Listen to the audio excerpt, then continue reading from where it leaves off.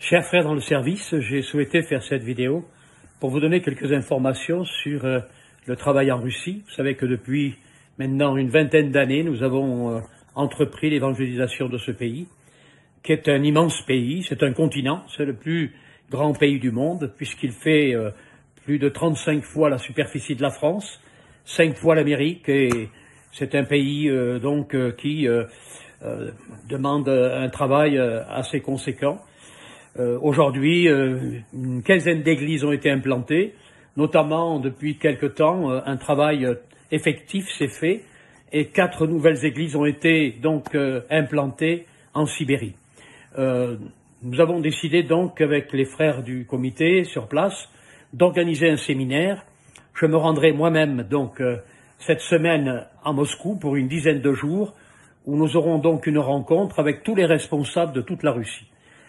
J'ai souhaité cette rencontre parce que on ne sait pas de quoi demain sera fait avec la guerre, avec les tensions actuelles, si au fond les frontières ne vont pas se fermer, peut-être définitivement pendant tout ce temps de tension.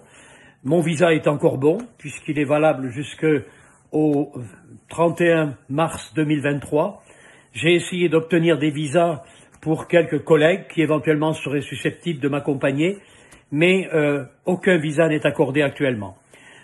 Cette rencontre que nous faisons va réunir donc l'ensemble des prédicateurs de toute la Russie, notamment de Sibérie, qui viendront donc en avion. Cela nous coûtera bien sûr pas mal d'argent pour les faire venir en avion, mais on ne peut pas les faire venir en train étant donné qu'il faut 4 jours de train pour venir jusqu'à Moscou et 4 jours pour repartir chez eux, ce qui fait une semaine de voyage.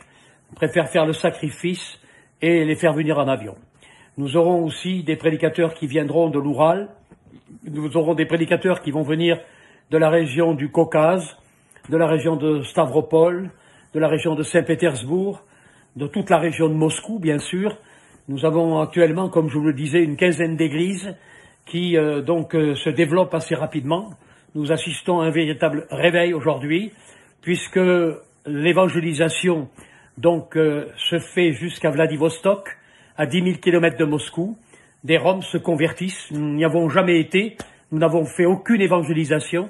Et le fait que certains membres de leur famille se sont convertis en Sibérie, eh bien, ça a permis que l'évangile puisse pénétrer aussi ces familles au bout de la Russie, jusqu'au fond de la Sibérie, jusqu'à Vladivostok, à la frontière de la Corée du Nord et de la Chine.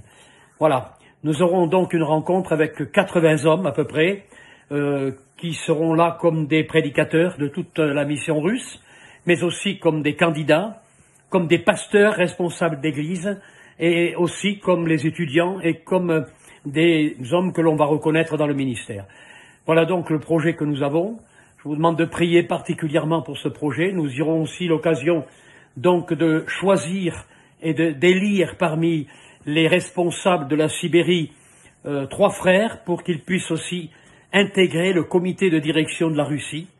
Alors je vous demande de prier particulièrement pour tout ce travail, pour ces jours que nous devons passer dans la prière, dans la lecture de la parole de Dieu, dans la méditation et aussi dans un travail de fondation de l'œuvre de Russie. Voilà, que Dieu vous bénisse et pensez à l'œuvre de Russie dans la prière.